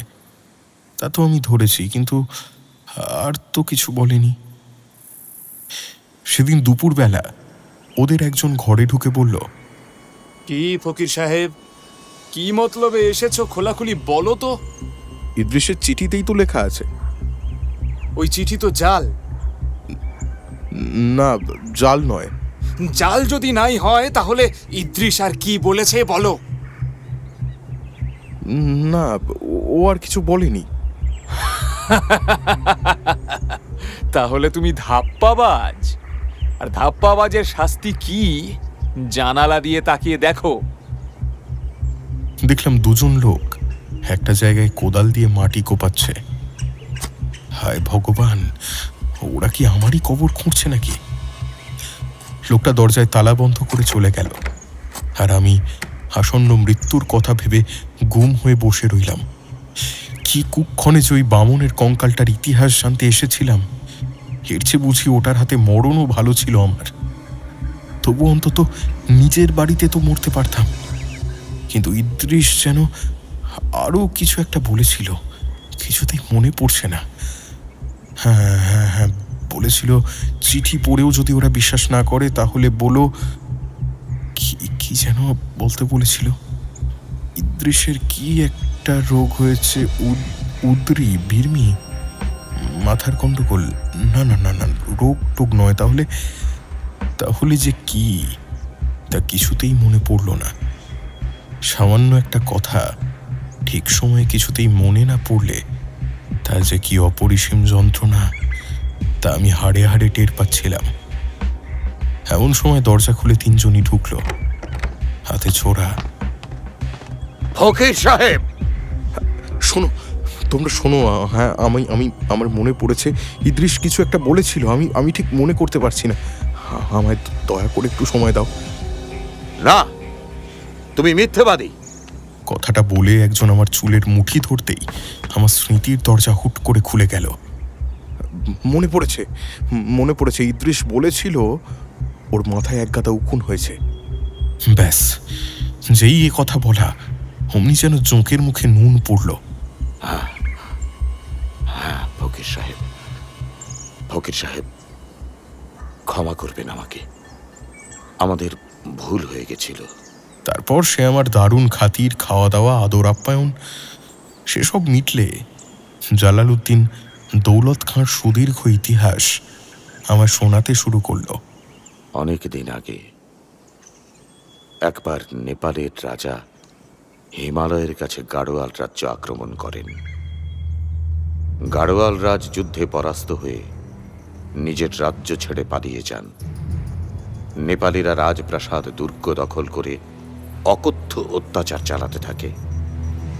গাড়োয়াল রাজ কোনো উপায় না পেয়ে ইংরেজদের সঙ্গে সন্ধি স্থাপন করেন, আর ইংরেজদের সাহায্যে নেপালিদের তাড়িয়ে গাড়োয়ালকে আবার স্বাধীন করেন। কিন্তু এর জন্যে ইংরেজকে গাড়োয়ালের অনেকখানি অংশ দিয়ে দিতে হয়। এই অংশটি ব্রিটিশ গাড়োয়াল নামে পরিচিত হয়, আর বাকি অংশটা স্বাধীন গাড়োয়াল। গাড়োয়াল রাজ কিন্তু তার রাজধানী তার ফিরে এলেন না। রাজধানী থেকে ৩২ মাইল উত্তর পশ্চিমে অলকানন্দার অপর পারে টিহরিতে নতুন করে রাজধানী স্থাপন করলেন। তার নতুন পরিচয় হল টিহরি রাজ। গাড়োয়ালের মধ্যে দেবপ্রয়াগ একটা পুরনো মন্দিরের জন্য প্রসিদ্ধ। তার মধ্যে রয়েছে রাম সীতার মূর্তি। এই মন্দিরের অধিকারী ছিলেন টিহরির রাজা। মন্দিরে অনেক ধন সম্পত্তি লুকোনো আছে। টিহরি রাজ্যের নিয়ম ছিল, রাজার মৃত্যু হলে তার নিজের ব্যবহারের সব জিনিস এই মন্দিরে রাখা হবে। এই গাড়োয়ালের এক পর্বত গুহায় একটা অদ্ভুত দেখতে লোক ছিল।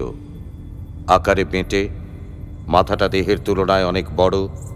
সেই মাথায় রোঁয়া রোঁয়া চুল, ভয়ঙ্কর দুটো চোখ, আঙুলে হিংস্র জন্তুদের মতো বাঁকানো নখ।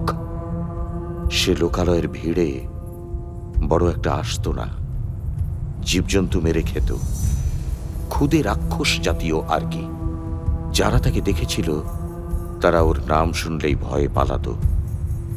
তার কি জাত, কি ধর্ম, কেউ তা জানত না। তার একমাত্র পরিচয় ছিল পাহাড়ি শয়তান। তার বয়স যে কত সেটাও কেউ বুঝতে পারত না। কে যে কেন তার নাম দৌলত খাঁ রেখেছিল তাও জানা যায়নি। ক্রমে ক্রমে সে লোকালয়ে আসতে আরম্ভ করল। ইচ্ছে করলেই অসাধারণ তৎপরতায় সে মানুষ খুন করতে পারত। ওদিকে নেপাল রাজ প্রতিশোধ নেওয়ার জন্য নানা রকম ফন্দি আঁটছেন। তিনি যখন দৌলত খাঁর মতো হিংস্র বামনের কথা শুনলেন, তখন গোপনে তাকে ডেকে পাঠালেন। তার উপর ভার দেওয়া হলো টিহরি রাজ্যে সন্ত্রাস চালাতে হবে, যাতে টিহরি রাজ জব্দ হন। দৌলত খাঁর এটা বেশ মনের মতো কাজ। অহেতুক নরহত্যায় ওর দারুণ আনন্দ। গভীর রাতে এসে টিহরির পথে পথে ঘুরে বেড়ায়। যাকেই পায় তীক্ষ্ণ নখ দিয়ে নৃসিংহ অবতারের মতো পেট চিরে ফেলে। অথচ তাকে কেউ ধরতে পারে না। তার কারণ রাতের অন্ধকারে সে তার ছোট্ট দেহটা নিয়ে চটপট লুকিয়ে পড়তে পারে। শুধু তাই নয়, 2 মিনিটের মধ্যে গাছে ওঠা বা উঁচু পাঁচিলে ওঠা তার পক্ষে কিছুই নয়। এমনিভাবে কত নরহত্যা যে সে করেছে তার হিসেব নেই। এমনি সময়ে নেপাল থেকে রাজার এক চর ওর কাছে এসে বলল, রাজার ইচ্ছে দেবপ্রয়াগে টিহরি রাজের রামসীতার মন্দিরে যে বিপুল ধনসম্পত্তি আছে তা এনে দিতে হবে। দৌলত খাঁর ধন দৌলতে লোভ ছিল না। টাকা পয়সা নিয়ে কি করবে? তার আনন্দ ছিল লুটপাট, খুন খারাপি করার মধ্যে যে উত্তেজনা ছিল সেটাই। নেপাল রাজের আদেশ পাওয়া মাত্র সে একদিন রামসীতার মন্দিরে অভিযান চালালো। সেই মন্দিরে একজন সাধক থাকতেন। দৌলত খাঁ যখন তাকে হত্যা করতে যায়, ঠিক তখনই মন্দিরের ভেতর থেকে একটা বিষধর সাপ সাধকের কোলের উপর দিয়ে এসে দৌলত খাঁকে কামড়ে দেয়। মরার মুহূর্তে দৌলত খাঁ বুঝে যায় এই সাধকই তাকে মেরেছে। এই ছিল দৌলত খাঁর ইতিহাস। তারই কঙ্কাল বর্তমানে আমার বাড়িতে অধিষ্ঠান করেছে।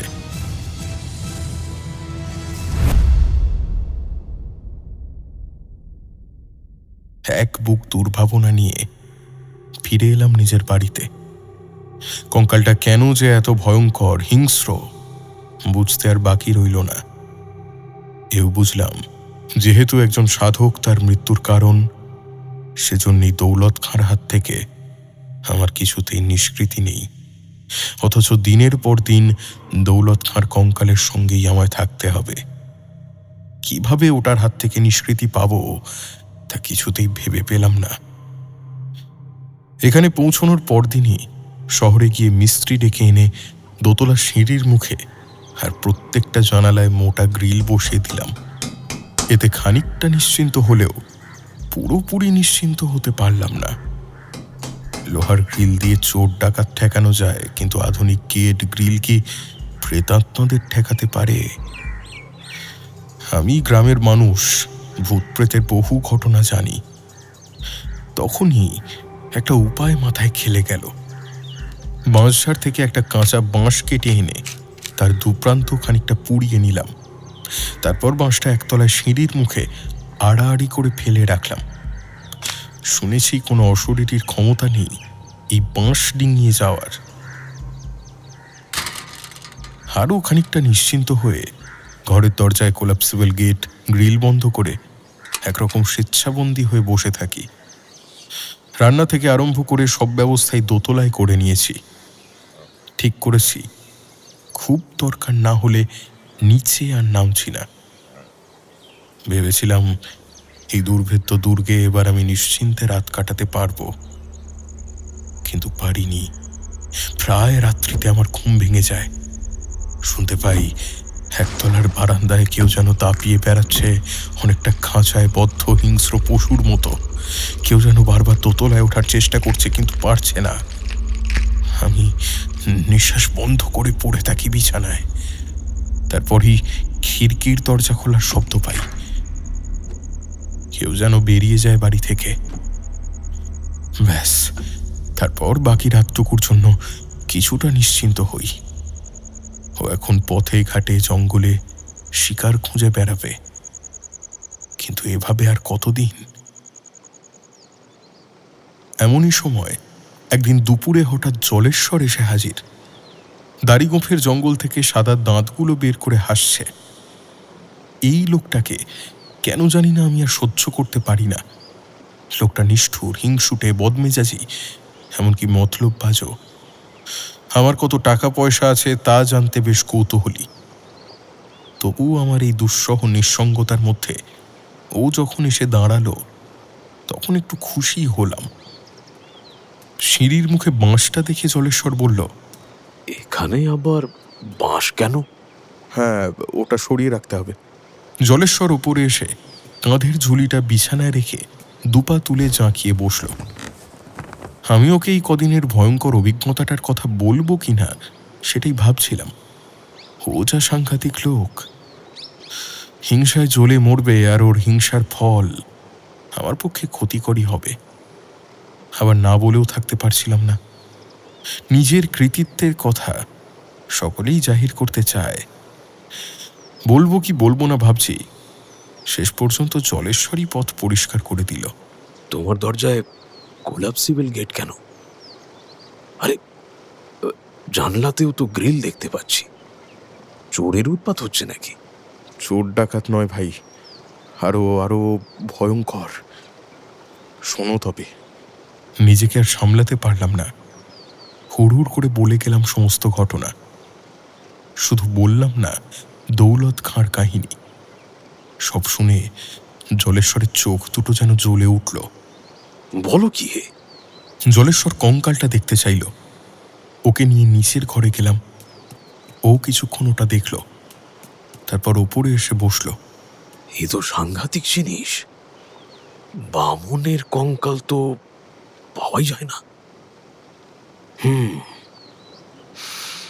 এটা নিয়ে তুমি খুব অশান্তিতে আছো বলেই মনে হচ্ছে।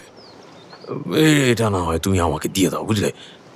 অত টাকা অবশ্য আমার নেই। ওকে দিয়ে দিতে পারলেই নিশ্চিন্ত হতাম।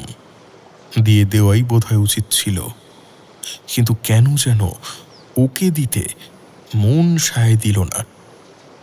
আশ্চর্য, যে জিনিসটা আমার নিত্য ভয়ের কারণ, যার একটা গতি হলে আমি স্বস্তি পেতাম, সেটা আমি ওকে দিতে পারলাম না। যেটাকে আমি তিল তিল করে তৈরি করেছি, যাকে নিয়ে ভয়ঙ্কর পরীক্ষা করেছি, সেটা যেন একমাত্র আমারই সম্পত্তি। আরও স্পষ্ট কথা হলো এই যে জলেশ্বর মানুষটা লোভী। আমার তৈরি জিনিস দেখে ভাগানোর চেষ্টা করছে। আরে কি ভাবছো এত? ওটা আমায় দাও দাও। পুরো টাকা আর একদিন এসে দিয়ে যাবো খন। না, ওটা আমি দিতে পারবো না। ঠিক আছে, তোমার জিনিস তোমারই থাক। জলেশ্বর গুম হয়ে বসে রইল। ওঠার আর নামই করে না। এদিকে বেলা পড়ে আসছে, একটু পরেই সন্ধে হবে। তখনও যাবে কিভাবে? অথচ ও আমার সঙ্গে থাকুক, এটা আমি মোটেই চাই না। এইসবই ভাবছি, এমন সময় ও গা ঝাড়া দিয়ে উঠল। আজ রাতটা যদি তোমার কাছে থাকি, অসুবিধা হবে? থাকবে না, কোনো অসুবিধে হবে না। মন থেকে না চাইলেও জলেশ্বরের মতো সাংঘাতিক একটা লোককে নিয়ে একসঙ্গে রাত্রিবাস করা যে কি ভয়ঙ্কর ব্যাপার, তা বলে বোঝানো যায় না। ভয়ে ভয়ে প্রায় গোটা রাতটাই জেগে কাটালাম। মুখের ওপর রোদ এসে পড়তেই ঘুমটা ভেঙে গেল। ধরফর করে উঠে বসলাম। দেখি জলেশ্বর আগেই উঠে পড়েছে। ছি ছি ছি, অতিথি আগে উঠে যাবে আর বাড়ির কর্তা পড়ে পড়ে ঘুমোবে? ছি, না না, ওর মুখ ধোয়ার জল দিতে হবে, সকালে জলযোগের ব্যবস্থা করতে হবে। ওর খোঁজ করতে গেলাম, কিন্তু দোতলা একতলা কোথাও ওর দেখা পেলাম না। ভাবলাম হয়তো নদীর ধারে গেছে। অপেক্ষা করে রইলাম, কিন্তু সে আর ফিরল না। এ কি, কিন্তু কোথায় জলেশ্বর? অবাক কাণ্ড, এভাবে না জানিয়ে চলে যাওয়ার কারণ কি? একতলার কোণের ঘরটার সামনে এসে দেখি দরজাটা খোলা, কঙ্কালটা নেই। কঙ্কালের কি হলো তার বুঝতে বাকি রইল না। যা হোক, কঙ্কালটার একটা গতি হলো, এই ভেবে কিছুটা স্বস্তি পেলাম। তবে একটা ভাবনা কিছুতেই মন থেকে যাচ্ছিল না। আমার কাছে এক রাত থেকে আমারই সাধনার ফল নিয়ে পালিয়েছে জলেশ্বর, একটা বিশ্বাসঘাতক। ওর কিছুতেই ক্ষমা নেই।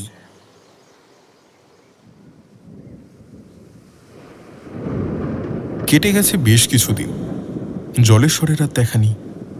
আর সত্যি বলতে দেখা দেবেই বা কোন লজ্জায়। কিন্তু আমার কৌতূহল ক্রমশ বেড়েই চলেছে। কঙ্কালটা নিয়ে কি করলো জলেশ্বর? সিদ্ধি হয়েছে নাকি চড়া দামে বেচে দিয়েছে কোথাও? ওর তো আবার অসাধ্য কিছুই নেই। আর দৌলত খাঁয়ের কঙ্কাল, সেও কি একটার পর একটা প্রাণী হত্যা করেই চলেছে? দিনটা ছিল বুধবার। ভোরের দিকে মেঘ করেছিল বলে কত বেলা হয়েছে বুঝতে পারিনি। হঠাৎ বাইরের দরজায় জোর ধাক্কাধাক্কি। ধরপড় করে উঠে নিচে নেমে গেলাম।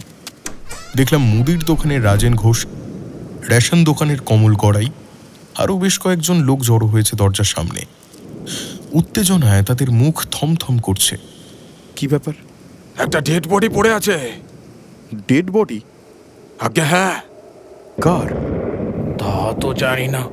আপনার বাড়ির পিছনে তেঁতুল গাছটার তলায়। আপনি চেনেন কিনা একবার দেখবেন, চলুন। ভয়ে ভয়ে গিয়ে বডিটা দেখলাম, আর সেইখানেই ভুলটা করলাম। না দেখলেই বুঝি ভালো হতো। বিভৎসভাবে বিকৃত একটা মৃতদেহ, ঘাটটা ভেঙে ঝুলছে, মুখ চোখ ক্ষত বিক্ষত। চেনার উপায় নেই। অন্যান্য হত্যাগুলোর থেকে এই হত্যাটা যেন আরো ভয়ঙ্কর, আরো নৃশংস। তার কারণটাও বুঝতে পারলাম। কঙ্কালটার প্রধান শত্রু ছিল সাধকরা, আর জলেশ্বর একজন সাধকের বেশি ছিল। না না, চিনি না। মিথ্যেটা বলে স্বস্তি পেলাম। বাড়ি ফিরে নিচের ঘরের দিকে চোখ পড়তেই দেখলাম দরজা খোলা। জলেশ্বরকে শেষ করে আগের মতোই মাটিতে শুয়ে আছে দৌলত খাঁর কঙ্কাল। কিন্তু এভাবে একটা ভয়ঙ্কর কঙ্কালকে নিয়ে তো চলতে পারা যায় না। প্রতি রাত্রেই ও বেরিয়ে যায় শিকারের সন্ধানে, আবার রাত থাকতে থাকতেই এই ঘরে এসে অধিষ্ঠান করে। এখানেই যেন ওর ডেরা। অবশ্য ওর সৃষ্টির মুহূর্ত থেকেই তো ও এই ঘরটাকেই জানে। এটাই ওর অন্তর ঘর, এটাই ওর জন্মভূমি। এখন আর একটা দুশ্চিন্তা মাথায় ঘুরপাক খাচ্ছিল। আমার পালা কি এসে গিয়েছে? এটাকে নিয়ে কি করব এখন? ফেলবো কোথায়? সেদিন অনেক রাত্রে গায়ে একটা হিমশীতল স্পর্শ পেয়ে অতর্কিতে ভেঙে গেল ঘুমটা। এ কি, বুড়িমা?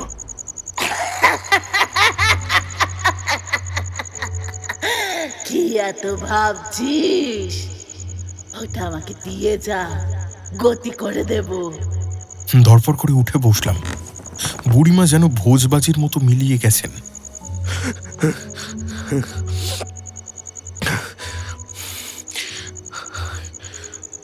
এটা এটা কি স্বপ্ন? হতে পারে, হতে পারে, হতে পারে। কিন্তু তার বরফের মতো ঠান্ডা হাতে স্পর্শটা যে এখনো আমার গায়ে লেগে রয়েছে। দু একদিন বাদে আমি গরুর গাড়ি করে কঙ্কালটা নিয়ে বুড়িমার সেই শ্মশানে এসে হাজির হলাম। আশ্চর্য, বুড়িমা যেন জানতেন আমি আসব। এসেছিস? আয় আয়, শখ মিটেছে। দে ওটা, দে। কম্বলে ঢাকা কঙ্কালটা বুড়িমার সামনে রাখলাম। ওই যে একটা চিতা জ্বলছে, ওখানে শুইয়ে দে। দাঁড়া দাঁড়া দাঁড়া, আগের কাজটাকে সারি।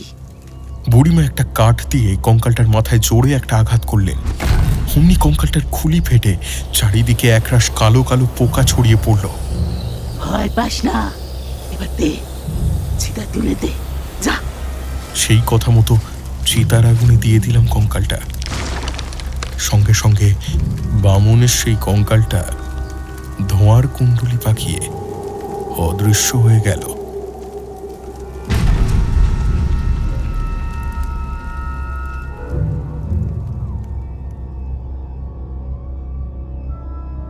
শুনছিলেন মানবেন্দ্র পালের কলমে আমাদের আজকের নিবেদন বামুনের কঙ্কাল।